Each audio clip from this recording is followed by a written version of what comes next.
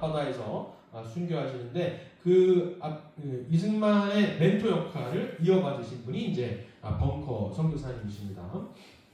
그 선교사님이 빠질 수가 없고 그리고 이제 배제학당에서 서재필을 또 만나시죠. 미국에서 유학하시다가 다시 이제 갑신정변 때 쫓겨났다가 다시 이제 불러서 배제학당의 교사로 하시는데 사실은 교사로서도 많은 것들을 가르쳐 주셨지만은 사실은 이제 정치인들을 그죠 독립운동가 할 사람들을 이제 키우려는 마음이 커졌던 것 같아요. 그래서 협성회라는 거를 이제 배제학당에서 만들고 거기에서 이제 많은 청년들을 길러냈는데 그 중에 대표적인 인물이 이승만이었습니다. 그래서 배제학당에서 처음으로 서구 문명에 대해서 접수하고 그죠? 처음에는 영어 배우러 들어갔잖아요. 그죠? 영어 배우러 들어갔는데 거기서 계속 기독교 얘기하니까 처음에는 거부를 하시죠. 처음에는 왜냐하면 그때 또 1900년도에 무슨 일이 있었냐면 배제학당에 들어갔을 때 하와이가 미국이 하와이를 합병을 했어요. 그래서 미국의 US 테리토리가 되어버립니다. 왕위를 폐위하고 하와이에 여왕이 있었는데 폐위하고 그것을 보고 이제 이승만 대통령이 저 미국인들의 꿍꿍이가 바로 이거구나. 기독교 학교 세우고 병원 세우고 하면서 이렇게 우리나라 도와주는 척하다가 결국에는 우리나라의 원래 제도를 없애고 자기네 나라 식민지화 하려고 하고 또 이제 결국에는 하와이 같은 경우에는 사탕수수 그죠? 이런 것들 돌이라는 파인애플 회사 있죠. 그게 이제 거기서 크게 성장했는데 이런 식으로 결국 착취하려는구나라고 나쁜 생각을 가집니다. 이 서구 문물에 대해서. 그렇지만 어쨌든 그 서구 문물이 서재필을 통해서 결국에는 이 나라가 이 헬조선이라고 말 그대로 할 수 있었던 너무나 끔찍한 이 조선을 살릴 수 있는 유일한 방법이구나라는 것을 이제 알았던 때가 이제 배제학당 시기라고 할 수가 있겠습니다. 그래서 문명개화라고 저는 말을 붙였고요. 그 다음에 이제 한성 감옥에 들어가셔서 1899년, 98년 이때 이제 들어가셔서 5년 7개월 정도 감옥에 계시는데 그때 처음에 이렇게 풀려 나오신 거는 마지막 한 2, 3년이고 처음에 1년은 칼을 차고 그죠? 칼을 차고 계시면서 이제 사형수로서 고문도 많이 당하셨다 그러고요. 그런 상황이 있었습니다. 그때 하나님께 이제 드리는 기도를 이 나라가 제 영혼을 살려주십시오. 그때 그 회고록을 보면은 펜젤러가 가르쳐 주었던 기도문이 생각났다는 거죠, 그죠?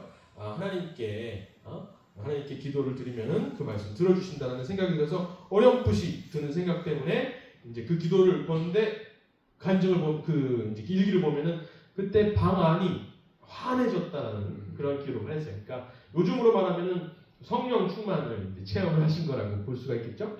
그래서 그 한성 감옥에서 완전히 이제 물론 그 이후로는 칼도 풀리고 그죠? 선교사들의 도움을 통해서 특히 에비슨 선교사가 거의 한 달에 한 번씩 감옥에 찾아와서 이승만 대통령의 건강을 이렇게 챙겨줬다라고 하더라고요. 그래서 칼도 풀리고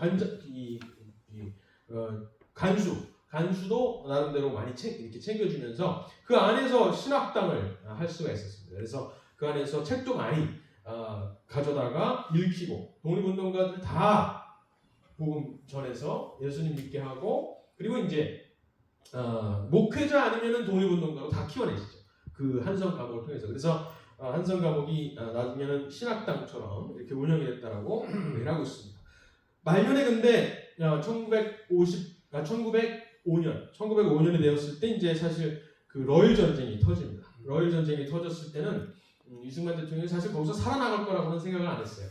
그래서 여기서 죽겠거니 하고서는 이제 그래도 영어가 제일 중요하니까 서구 문물을 받아들이기 위해서 영어 중요하니까 영한 사전을 만들고 있었습니다. 영한 사전. 사실은 영한 사전이라고 하기보다는 그냥 단어집 정도의 수준의 것을 이렇게 적고 계셨는데 사실은 한글 자체가 많이 보편화가 되지 않았었기 때문에 선교사들과 함께 한글을 하나하나 만드는 겁니다. 한글의 용어들. 전부 다 한자 아니면은 일본에서 건너온 그런 개념들을 하나하나 이렇게 만들어가는 과정들을 하셨던 거죠. 그냥 단순히 사전 작업이 아니라. 그런데 러일 전쟁이 터지면서 좀 마음의 조급함이 생기십니다. 이 지금 영어 단어 외우는 거 정도로는 안 되겠구나. 정말 이 나라 사람들이 이 조선 민족에게 정말 세계를 볼 수 있도록 해줘야 되겠구나 라는 생각이 아마 생기시는 것 같아요. 그리고 무엇보다 한성 감옥에 계시면서 자신의 은사인 아펜젤러 선교사님이 이제 돌아가시잖아요.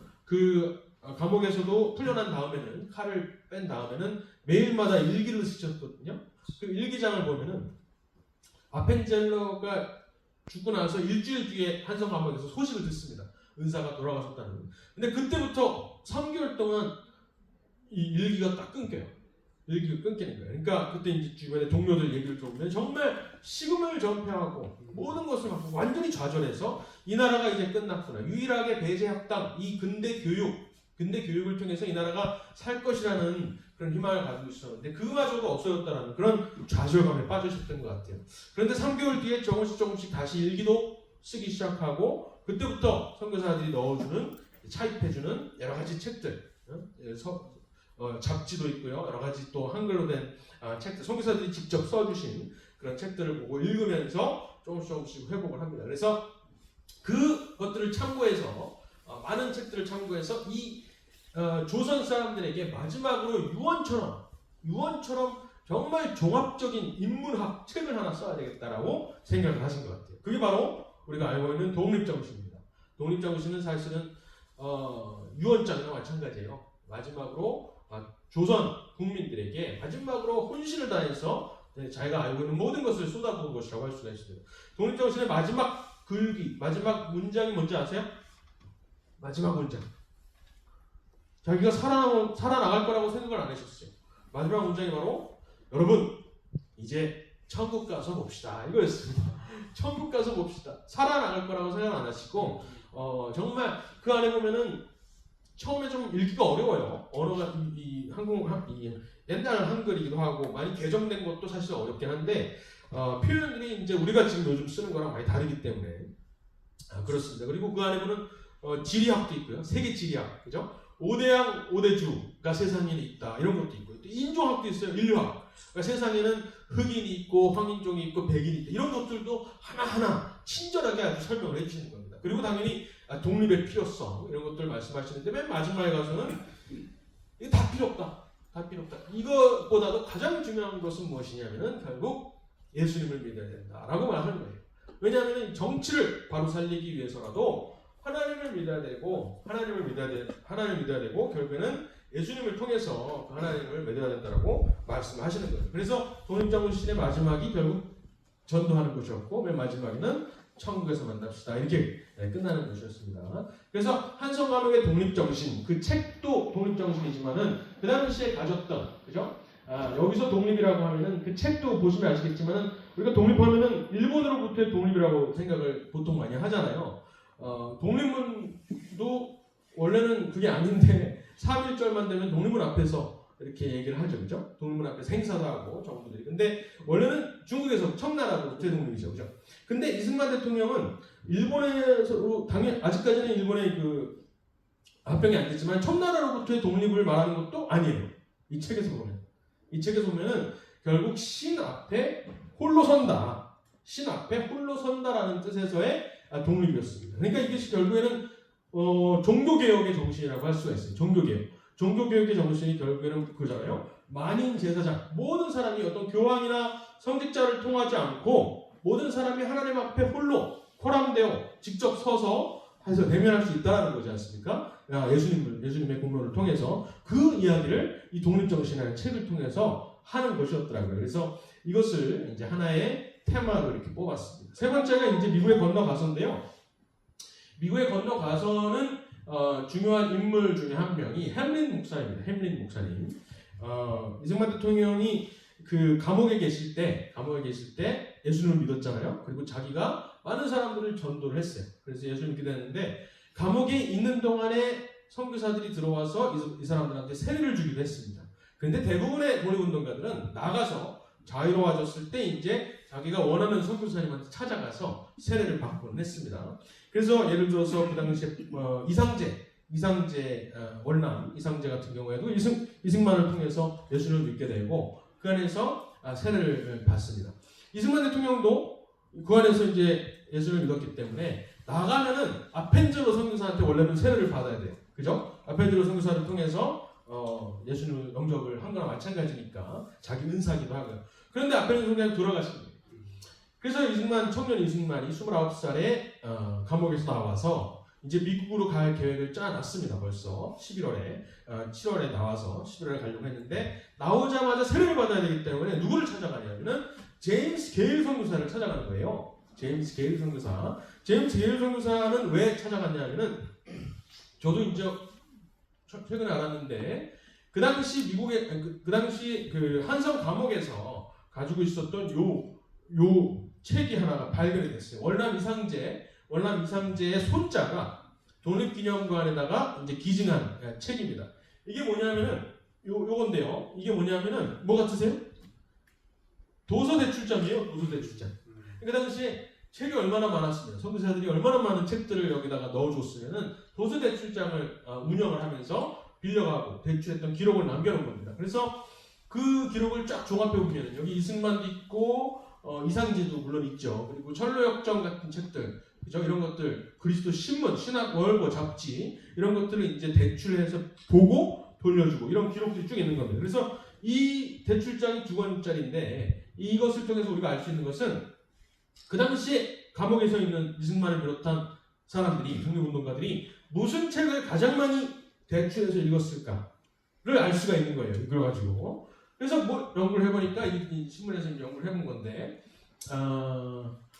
1903년에서 1904년 8월 그러니까 이승만 대통령 마지막에 6개월 동안 1년 동안에 가장 많이 그 대출한 책이 유몽천자라는 책입니다. 유몽천자는 이름에서 알 수 있듯이 이것은 알파벳, 천자, 알파벳을 가르쳐주는 건데요. 한글을 가르쳐주는 겁니다. 한글.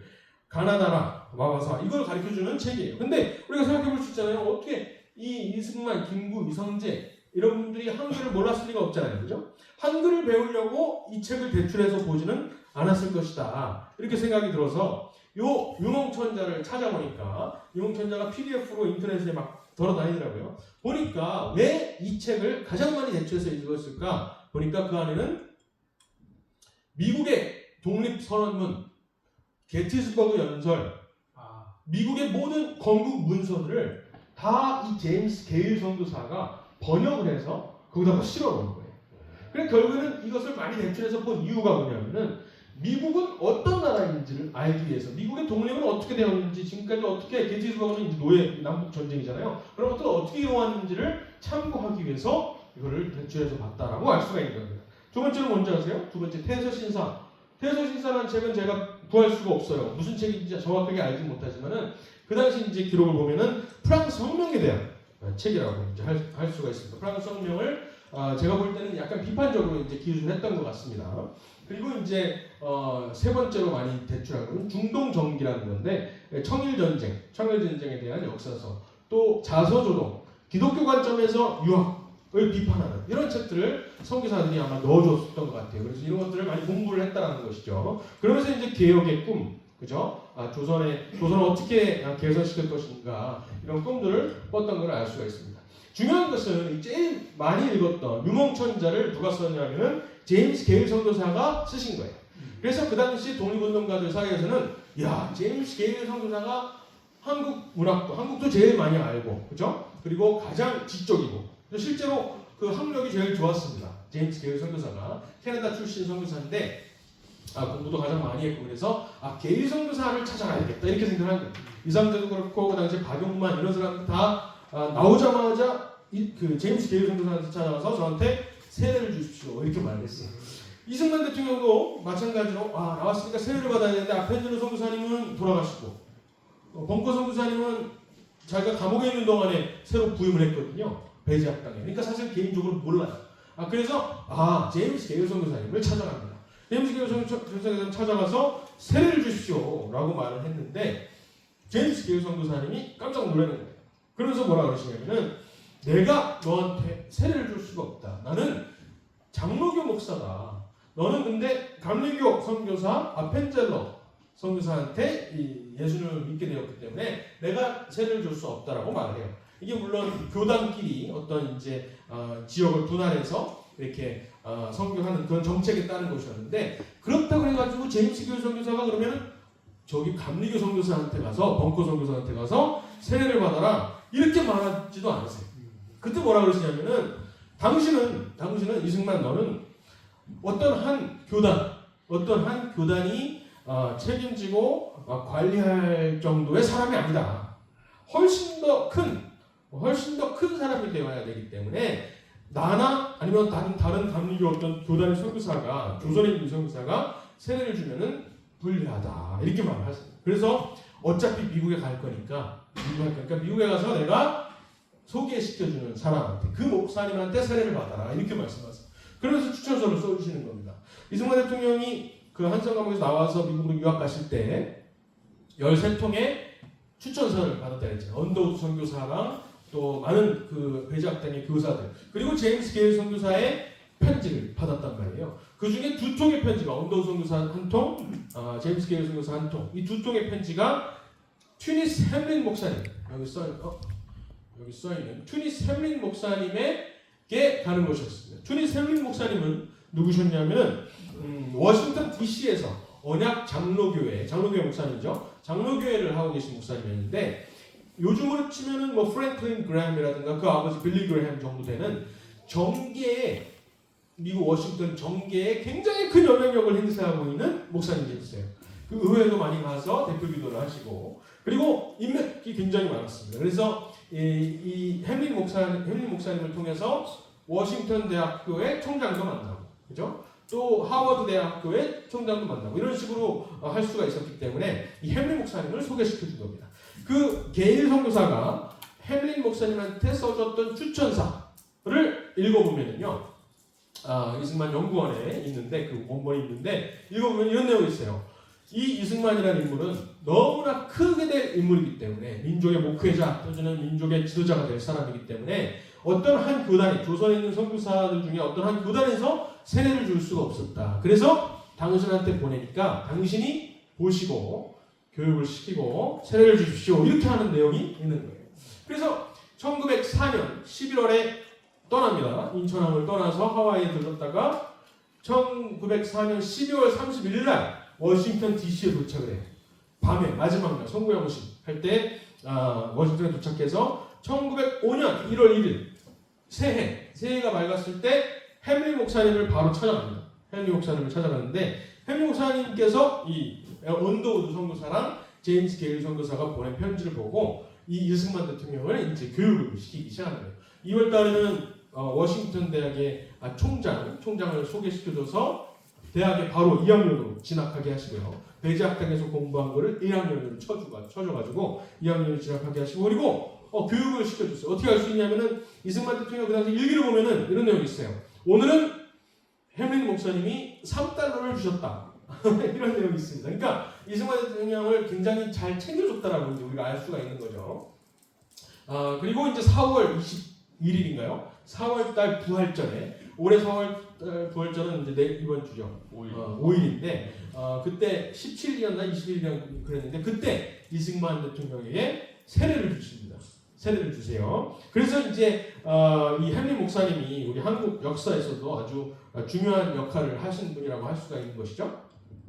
그래서 햄린 목사님을 통해서 세례를 받고 조지 워싱턴 대학교를 다니고 그리고 결국에는 프린스턴 대학까지 갑니다. 저는 개인적으로 생각하는 건 뭐냐면요. 만약에 이승만 대통령이 자기가 원했듯이 제가 어디 가려고 했죠? 박사과정을 하버드 대학교 가려고 했잖아요. 하버드 대학교에 박사과정을 썼는데 박사과정 취소가 되죠. 그렇죠? 지원에서 떨어집니다. 근데 저는 이렇게까지 생각을 해요. 만약에 이승만 대통령이 하버드 대학교 박사과정에 들어갔다. 그래서 프린스턴 대학교의 박사과정에 안 들어갔다. 라면은 아마 대한민국은 없었을 것이다. 이렇게까지 생각을 합니다. 하버드의 학풍과 프린스턴의 학풍 그 당시 지금은 아니지만은 다 세속화됐지만은 그 당시에는 프린스턴이 콜롬비아 그 당시 예일대학교, 콜롬비아, 하버드 여러 가지 있었는데 프린스턴이 그나마 유일하게 아직까지 그 칼뱅주의 정신을 보존하고 있었기 때문입니다. 그러니까 프린스턴 신학교라고 할 수 있고 프린스턴 대학교도 그 당시에는 구분이 철저하지 않았기 때문에 그래서 프린스턴에서 배웠던 그 칼뱅주의가 결국에는 대한민국을 만들었다라고 저는 생각을 합니다. 그래서 하버드 대학교에 떨어진 것조차도 하나님의 놀라운 선이었구나라는 것을 저는 알 수가 있었습니다. 그래서 이 선교사들과 있었고 아브라함 카이퍼라는 인물 아시죠? 아브라함 카이퍼 네덜란드 총리까지 하시다가 결국에는 이제 프린스턴 대학교에서 칼뱅주의 강연이라고 해서 강연을 하시는데 그 강연을 하신 게 이승만 대통령이 프린스턴에 입학하기 10년 전입니다. 그래서 카이퍼가 프린스턴 대학교에 가서 이 칼뱅주의 강연을 한 다음에 카이퍼가 프린스턴 대학교에서 칼뱅주의 강연을 한 다음에 칼뱅주의 열풍이 불어요. 1898년에 그 강의를 하는데 열풍이 불면서 칼뱅 클럽이라는 것도 생기고요. 칼뱅주의를 막 연구하는 그런 열풍이 프린스턴 신학교와 프린스턴 대학교에서 불었던 것입니다. 그래서 그 칼뱅 클럽의 도움을 받아서 프린스턴 대학교에서 기숙사도 거기 신학교에서 머물고요. 프린스턴 대학을 다녔지만은 숙식은 전부 다 신학교에서 해결했어요. 그리고 신학교에서 히브리어, 헬라어, 조직 신학 이런 것들도 수학을 했습니다. 그 당시에 최고의 교수님들 이렇게 자유주의 신학으로 변질되기 전에 프린스턴 신학교이기 때문에 보수적인 그런 신학을 배웠던 것을 알 수가 있습니다. 그래서 카이퍼를 이승만 대통령이 직접 만나본 적은 없지만 카이퍼의 영향을 간접적으로 받았다라고 할 수가 있습니다. 그래서 사실 저는 개인적으로 이승만 대통령의 이 삶, 특히 청년 때 있었던 그 건국 이념이랄까요? 우남의 정신, 독립 정신을 딱 한마디로 한 문장으로 요약을 하자면 이승만 대통령이 신학월보라는 잡지에다가 쓰신 이 조그만 논문에서 찾을 수가 있었습니다. 마지막의 문장인데요. 이었지 교회가 정부의 근원이 아니리요. 사실 우리가 기독교 입국론이라고 알고 있는 그 이승만 대통령의 이 건국론, 그죠? 어떤 나라가 될 것이냐, 어떤 나라를 세워야 될 것이냐라는 그 생각이 이 문장에 함축되어 있다고 저는 생각해요. 나라가 있기 전에 교회가 세워져야 된다는 생각이 있었습니다. 이것은 어떤 이슬람처럼 신정 체제를 만든다는 것이 절대로 아닙니다. 오히려 반대되는 것이에요. 정교 분리를 확실하게 가지고 있는 그런 상황에서 모든 사람이 평등하게 창조되었다라는 그 창세기의 그런 정신, 그런 것들을 가지고 결국에는 이 종교개혁의 정신이라고 할 수 있죠. 그죠? 만인 제사장서 이런 것들을 확실하게 가진 상태에서만 제대로 된 근대 정치 또는 민주주의 정치가 발현될 수 있다라고 믿었던 것이죠. 그래서 이 한 문장이라고 저는 생각을 합니다. 이 내용도 전체가 좋은데요. 정치는 항상 교회 본의로서 딸려나는 거로 교회에서 강한 사람이 많이 생길수록 정치의 근본이 바로잡히나니 이러므로 교화로서 나라를 변혁하는 것이 제일 순편하고 순리된 바로다. 반드시 백성을 먼저 감화시켜 새 사람이 되게 한 후에야 정부가 스스로 맑아진다. 그래서 결국 교회가 정부의 근원이다 라고 말씀하시는 것이죠. 이게 독립정신이라는 그 책의 마지막에도 이렇게 나옵니다. 너무나 저는 기가 막힌 표현이라고 생각을 하는데 왜 하나님을 믿어야 하냐면 정치를 바로잡기 위해서 왜 하나님을 믿어야 하냐면 이렇게 말씀하세요. 하나님을 믿어야만 아무도 보지 않는 곳에서 악한 일을 안 할 수가 있고 아무도 보지 않는 곳에서 착한 일을 할 수밖에 없다는 거예요. 너무나 놀라운 진리거든요. 너무나 놀라운 통찰이거든요. 도덕 철학자들이 많은 연구를 하고 겨우겨우 결론에 다다랐을 때 결국 하나님이 안 계셔도 하나님을 믿어야 되겠구나라는 게 철학자들의 결론이잖아요. 그래야만 우리가 스스로를 도덕을 지키겠구나. 아무도 안 볼 때 착한 일을 할 수 있고 아무도 안 볼 때 악한 일을 안 할 수 있고 그러니까 정치인으로서는 아무도 안 봐도 뇌물을 안 받을 수가 있는 겁니다. 정직할 수가 있는 거죠. 그래서 그것이 바로 잡혀야만 개개인의 도덕이 바로 잡혀야만 정치도 바로 잡을 수 있다는 그 놀라운 통찰을 하셨던 겁니다. 그것도 사실 지금 정치권에도 사실은 유효한 그런 내용인데 그런 것들이 전부 다 독립정신에 쓰여 있습니다. 독립정신에 아까도 잠깐 말씀드렸지만 독립정신을 보면은 정말 그 당시에 모든 지식을 서구 문명의 모든 지식을 총망라해서 여기다가 집약해 놓은 것입니다. 근데 그 중에 특별히 16장에서 20장까지가 저는 아주 중요하다고 생각을 해요. 뭐냐면은 16장에서 19장까지는 미국의 독립혁명을 정말 구체적으로 묘사하고 있습니다. 심지어 18장에는 미국의 독립선언문 한 장짜리 그거를 전부 다 통째로 번역을 해놨어요. 통째로 번역을 해주셨어요. 제일 처음으로 아마 제임스 게일 선교사께서 아마 제일 처음으로 번역을 했겠죠. 유목천자라는 책에다가. 근데 자기 말로 유목천자에서 쓰신 게일의 번역하고 이승만 대통령이 여기다가 쓰신 번역하고 좀 다릅니다. 그러니까 완전히 새롭게 번역을 하셨던 걸 알 수가 있습니다. 그리고 19장에는 아브라함 링컨 얘기를 하시면서 어떻게 남북 전쟁을 통해서 내전을 통해서 우리나라까지도 말씀하십니다. 그 당시 1904년에 이 놀라운 책을 쓰셨다는 거예요. 그리고 20장에는 뭐냐면 프랑스 혁명에 대해서 말씀하십니다. 놀라운 것은요, 이 미국 혁명과 프랑스 혁명의 차이를 이승만 대통령은 한성 감옥에서부터 알아셨다는 거예요. 지금 그 차이를 모르는 게 제일 큰 문제거든요. 제일 큰 문제거든요. 우리가 보통 학교에서 배울 때도 근대를 만든 3대 시민혁명이라고 우리가 배워요. 민주혁명, 프랑스 혁명, 미국 혁명, 영국의 명예혁명, 역순으로 했을 때. 근데 미국의 혁명과 영국의 명예혁명도 마찬가지지만 프랑스 혁명과는 정말 본질적으로 다른 혁명이었거든요. 오늘 어저께인가요? 이재명 대통령이 프랑스 수교 무슨 150주년인가요? 140주년을 맞아서 프랑스에 가서 대화를 하는 중에 이런 말씀을 하시더라고요. 우리나라도 프랑스 혁명의 그 혁명의 정신을 이어받아서 우리도 빛의 혁명을 이뤘다.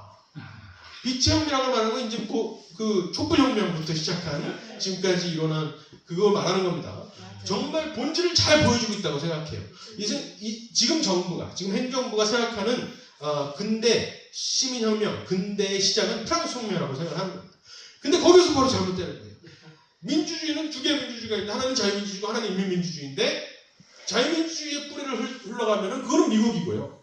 인민민주주의의 뿌리를 흘러가면은 그 중간에 공산주의가 있고 프랑스 혁명이 있는 거예요. 프랑스 혁명이 결국 그 뿌리라는 것이죠. 그런데 본인 입으로 우리는 미국 혁명이 아니라 프랑스 혁명의 정신을 따라서 지금 나라를 이끌고 있다라고 좀 시위를 한 거랑 마찬가지죠. 그런데 지금도 많은 정치인, 지금 뭐 사실 보수당이라고 하는 정당의 정치인들도 아마 이 미국 혁명과 프랑스 혁명의 본질적인 차이를 아마 모르실 것 같아요. 근데 이 독립정신이라는 책을 보면은 정확하게 드러나지는 않지만은 뉘앙스가 이 두 차이를 구분하고 계신 것을 우리가 알 수가 있습니다. 일단은 이 16장에서 19장까지 미국의 독립혁명을 설명하실 때는 바로 우리 조선이 결국에는 따라가야 될 모델로서 계속해서 제시를 하십니다. 그런데 20장에서 프랑스 혁명을 설명하실 때는 뉘앙스가 어떻게 비춰지냐면은 이 프랑스 혁명은 너무나 고상한 뜻을 가지고 있긴 했지만은 이것이 너무나 많은 희생을 이뤘다. 실제로 60만 명의 사람들이 단두대에서 죽임을 당했잖아요. 너무나 끔찍한, 사실상 피비린내 나는 그러한 혁명의 살육의 현장이었거든요. 그래서 우리 조선은 혁명을 해야 되지만, 이 개혁을 이루어내지만은 이 프랑스 혁명의 길을 가서는 안 되겠다라는 것을 20장에서 말씀하고 계십니다. 그러니까 미국의 혁명과 프랑스 혁명 두 길이 있는데 우리는 미국의 길을 따라야 되겠다라고 마음을 먹으시고 계속해서 그 내용을 이 책을 통해서 얘기를 하셨다는 것이죠. 그래서 이 제임스 게일 선교사가 여기 나옵니다. 사실은 이 이승만 대통령도 그랬지만은 사실은 우리 대한민국이 정말 기독교 입국이 가능할 수 있었던 이유가 사실은 이 한글의 재창제라고 할 수가 있어요. 한글이라는 것이 사실은 이때부터 선교사들이 들어오기 한 500년 좀 전에 세종대왕이 창제를 했잖아요. 근데 세종대왕이 창제를 하고 사실 죽어있는 문자였습니다. 죽어있는 문자였는데 이것을 다시 끄집어내서 상용화시켰던, 대중화시켰던 사람들이 결국 이 선교사님들이거든요. 대표적으로 우리가 10월 7일이죠. 한글날이 되면은 세종대왕을 기리면 안 돼요. 세종대왕이 기껏 만들어놨는데 아무도 쓰지 않았기 때문에. 근데 만약에 우리가 세종대왕을 기릴 게 아니라 한글날이 되면은 요 세 사람을 저희가 기려야 된다고 생각합니다. 저희 처음으로 존 로스 선교사님이에요.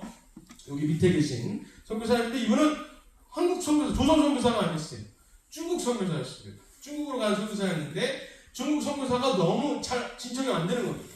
한문으로 성경을 번역하는 것도 너무나 어려웠고, 그리고 이게 전파되지 않는 겁니다. 왜냐하면 이것이 표의 문자였기 때문에 의미를 이미 이해를 해야만 글자를 읽을 수가 있는 표의 문자였던 것이에요. 우리가 쓰고 있는 우리 말을 그대로 글자로 만들어 놓은 그런 문자가 아니기 때문에 이 성교에 장벽이 있다라고 생각을 하셨던 겁니다.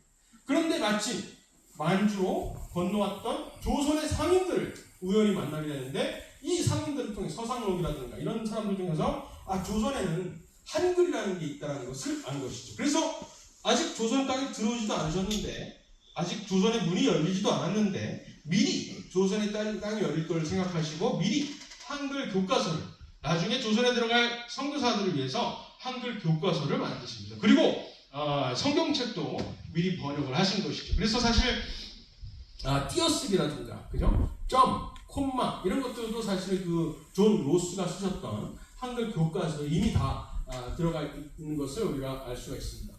그리고 또 호머 헐버트 선교사는 너무나 잘 알려져 있죠, 그죠? 우리나라 교과서에서도 예를 들어서 헤이그 특사라고 우리가 알고 있고요. 그리고 한국인보다 한국을 더 사랑한 인물 이렇게 많이 알려져 있고 웨스트민스터 서울에 묻히는 것보다 나는 조선 땅에 묻히겠다라고 해서 많이 알려져 있는데 이 사람이 교과서에 보면은 선교사라는 사실을 애써 지우는 것을 또 알 수가 있습니다. 어쨌든 이분도 선교사셨고 특히 주시경 선생 같은 이런 한글 학자들을 키워내신 분이죠. 사실은 이 사람이 한글을 재창제했다라고도 할 수가 있습니다. 존 로스 선교사가 어느 정도 길잡이라고 해서 어느 정도 그거를 했다면은 완전히 신문 같은 거를 만드시면서 매일신문 또 독립신문 다음 주가 독립신문 창간 150주년입니다. 그런 식으로 그런 것들을 통해서 배포하신 분이 이 호머 헐버트 선교사라고 할 수가 있고요. 그리고 제임스 게일 선교사도 우리가 요즘 안 돼. 한글나라에 왜냐하면은 제임스 게일 선교사가 이승만 대통령에게 큰 영향을 미쳤기도 하지만은 철로 역정이라든가 또 여러 가지 영미권의 문학들을 한글로 번역하신 분입니다. 이분은 한국에 들어오자마자 원래 선교사님들은 전부 다 서울의 정동에 모여 사셨어요. 그죠? 아무래도 이제 여러 가지 여건상 서울에서 이렇게 모여 사는데 제임스 게일 선교사는 나는 완전히 조선 사람들하고 같이 살겠다라고 해서 부산에 어디 시골에 들어와서 완전히 조선 사람들하고 똑같이 입고 먹고 자면서 생활을 했어요. 그러면서 그 당시에 있었던 다른 선교사님들보다 한글을 가장 잘 아셨다고 그러더라고요. 또 이 한국의 문학을 굉장히 많이 아셨다고. 그래서 영어로 한글의 다른 문학들을 번역을 해서 해외에 미국에 소개하기도 했고 또 미국의 영미권의 많은 문학들을 한글로 소개하기도 했습니다. 그래서 아까 그 한성 감옥에서 도서 대출장에 보면 철로 역정 이런 게 있죠. 그것도 전부 다 이 게일 선교사가 한글로 번역한 책들을 읽었던 것입니다. 그래서 제임스 게일 선교사도 우리가 잊으면 안 되는 한글날 잊으면 안 되는 그런 인물입니다. 그리고 우리가 하나님이라고 말을 하잖아요. 카톨릭에서도 한은임이라고 그러는데 한아님이라고 그죠? 영어로는 이제 대문자 G, God, 소문자 G가 아니라 대문자 G, God을 이제 기독교의 하나님이라고 우리가 생각을 하는데 한아님이라는 말을 만드신 분도 우리 제임스 게일 선교사님이에요. 원래는 언더우드 선교사나 이런 분들은 상자라고 부르자 원래 있었던 카톨릭에서 많이 썼던 것이고요. 이 개신교 선교사들이 들어오기 전부터 하나님을 상자라고 불렀기 때문에 상자라고 그대로 쓰자라고 했는데 새로운 말을 만들어서 하나님을 부르자. 유일하신 하나님을 강조하기 위해서. 그래서 이 기독교의 하나님만, 특히 개신교의 하나님만 신을 호칭하는 것이 다른 나라가 우리나라밖에 없다고 그러더라고요. 그래서 그런 것도 큰 기여를 하셨고 대한민국의 기독교 교회사의 발전에 큰 역할을 하셨다고 할 수가 있죠. 그래서 결국에는 이승만 대통령께서 워싱턴에 가서 햄린 목사님한테 아까 말씀드렸던 겁니다. 햄린 목사님한테 세례를 받았다는 것인데 한 가지 중요한 내용이 있어요. 여기가 이제 햄린 목사님이 세례받았던 곳입니다. 세례받았던 교회. 햄린 목사님한테 이승만 대통령이 세례를 받았던 교회인데 30살이었겠죠. 30살 생일 지나고 몇 달 안 돼서 몇 주 안 돼서 여기서 세례를 받으셨는데 요 건물이 무너졌어요. 지금은 없습니다. 그래서 지금은 어떻게 찾을 수가 있냐면은 이렇게 돼 있습니다. 유리 건물로 돼 있는데 이 위치를 제가 이 워싱턴에 살면서 이 위치를 찾기 위해서 어떻게 이거를 찾을 수 있을까? 왜냐하면 도로도 다 바뀌었거든요. 그래서 어떻게 찾을 수 있을까 해서 제가 여기에 여기 보시면은 동상이 하나가 있죠. 이 동상을 찾으면은 이 이승만 대통령이 세례 받으신 이 교회를 정확하게 알 수가 있겠다라고 생각을 했습니다. 그래서 이 동상을 먼저 찾은 거예요. 그랬더니 여기에 교회가 서 있었겠구나 이렇게 안 겁니다. 근데 이걸 왜 굳이 말씀드리냐면은 이 동상에 제가 가까이 가서 누구 동상인가 이렇게 찾아보니까 바로 존 위더스푼이라는 사람의 동상이에요. 그런데 존 위더스푼이 누구냐면은 프린스턴 대학교 프린스턴 대학교가 거의 원래 뉴저지 대학교였는데 뉴저지 대학교가 다 망해갈 때 다시 프린스턴 대학교를 세우신 분입니다. 그리고 무엇보다도 가장 중요한 것은 제임스 메디슨이라고 있습니다. 미국의 헌법을 만드신 제임스 메디슨을 키워내신 분이에요. 제임스 메디슨의 은사라고 할 수도 있죠. 그리고 독립선언문, 미국의 독립선언문에 서명한 사람이 56명인데 56명 중에 유일한 목회자이자 총장, 대학 총장이 있어요. 존 위더스푼이. 그러니까 굉장히 유명한 분이죠. 근데 미국에서 뭐라고 별명이 붙여있냐면 Forgotten Founding Father, 잊혀진 국부. 잊혀진 국부라고 별명이 붙어있는 거예요. 별명이 붙어있는 거예요. 그런데 이 사람이 또 다른 별명이 뭐냐면 유일하게 기독교 목회자였기도 해서 그렇지만은 이 사람이 스코틀랜드 출신인데요. 스코틀랜드의 그 장로개혁주의 정신을 가져다가 이 미국의 건국에 도입을 하신 겁니다. 그래서 존 위더스턴을 또 뭐라고 부르냐면은 Christian Founding Father of America 이렇게 나와요. 그러니까 미국 기독교 입국의 아버지, 미국 기독교 입국의 아버지라고 불리는 사람인 거예요. 그러면은 이 위대한 사람의 동상을 존 위더스푼의 동상을 이 워싱턴에다가 누가 세웠을까? 제가 찾아보니까 이 동상을 세우신 분이 바로 이승만한테 세례를 주신 튜니스 헨리 목사님입니다. 그럼 언제 이 동상을 건립을 했을까 찾아보니까 이승만 대통령이 프린스턴 대학교에 들어가셨을 때 이 동상을 자기 교회 앞에다가 세우신 겁니다. 자기 교회 앞에다 세우신 거예요. 그러니까 그리고 이 미국 지금도 마찬가지지만 워싱턴 DC에서 동상 하나 건립하려면은 어마어마한 청원과 돈과 또 자금과 로비가 많이 필요합니다. 그 당시에도 그랬다 그래요. 그래서 이 동상을 하나 세우기 위해서 튜니스 헨리 목사님께서 자기 교회 성도들은 물론이고 저기 주변에 청원 운동을 하면서 서명 운동을 벌인 거예요. 그래가지고 존 위더스푼이 이 나라의 정말 중요한 기독교 입국의 아버지인데 잊혀진 국부다. 이 존 위더스푼을 우리 기억 속에 다시 살려내는 것이 너무나 중요하다라고 계속해서 말을 하고 나왔다는 거죠. 언제? 이승만 대통령이 편지 2통 가지고 자기를 찾아왔을 때 그때 이 운동을 하고 계셨다는 뜻이에요. 그러니까 결국에는 제가 여기서부터 추정하는 겁니다. 이승만 대통령이 찾아와서 세례를 달라고 했을 때 그리고 그 당시에는 세례를 함부로 주지 않았잖아요.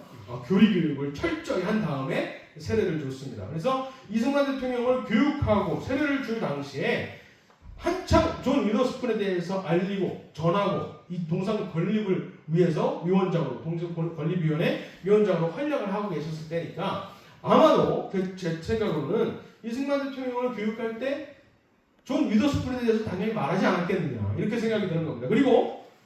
그리고 세례를 줄 때 이렇게 기도하지 않으셨을까? 이 사람이 조선의 존 위더스푼이 되게 해주십시오. 이렇게 기도하지 않았을까? 제가 추측을 할 수가 있는 겁니다.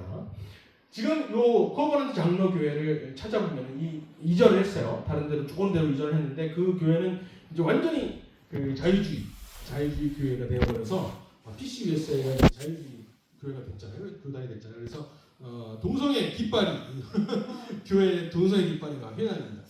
찾아가서 혹시 1904년에 세례를 줬을 때 그 기록이 혹시 있는지 제가 찾아보려고 했는데 찾지는 못했습니다. 아마 사진 같은 것도 있을 것 같은데 찾지는 못했습니다. 어쨌든 존 위더스푼과 미국의 건국의 아버지인 존 위더스푼과 대한민국 건국의 아버지 또 기독교 입국의 아버지인 이승만 대통령과의 커넥션도 찾을 수가 있었다는 것이죠. 그래서 저는 개인적으로 이 프린스턴 대학교에서 배운 이 칼뱅주의라고 이제 요약이 되는 이 정신이 굉장히 중요하다라고 생각합니다. 이게 이제 존 위더스푼의 프린스턴 대학교에 있는 존 위더스푼의 동상입니다.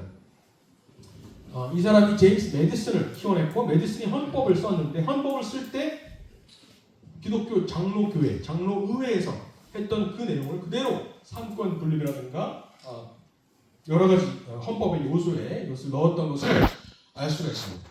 그래서 이승만 대통령께서 한성 감옥에서부터 어렴풋이 이미 알고 계셨던 것을 미국에 와서 또 프린스턴 대학교를 다니면서 이것을 확실하게 깨우쳤다는 것이죠. 아까 이승만 대통령이 들어오기 전에 10년 전에 누가 왔다고 했죠? 아브라함 카이퍼가 왔었는데 아브라함 카이퍼는 네덜란드에서 총리까지 하시는 인물입니다. 근데 총리를 하실 때 자기가 정당을 하나 만들었어요. 새로운 정당을 하나 만들었는데 그 당의 이름이 뭔지 아세요? 이름. 아브라함 카이퍼가 세운 정당의 이름. 반혁명당입니다. 반혁명당. 안티 레볼루셔너리 파티인데요. 그때 그 혁명이 어떤 혁명을 말하냐면 프랑스 혁명. 프랑스 1789의 정신을 이렇게 구분해 보면은 이렇게 알 수가 있습니다. 결과적으로는 하나는 인민민주주의고 하나는 자유민주주의입니다. 지금 정부 또 지지난 정부 문재인 정부는 계속해서 인민민주주의를 만들려고 자유도 헌법에서 빼려고 지금도 뭐 빼려고 그러지만은 어쨌든 계속해서 촛불혁명이나 이런 혁명 정부를 계속 세우려고 하는데 결국엔 그거는 민주주의라고 하기보다는 민두주의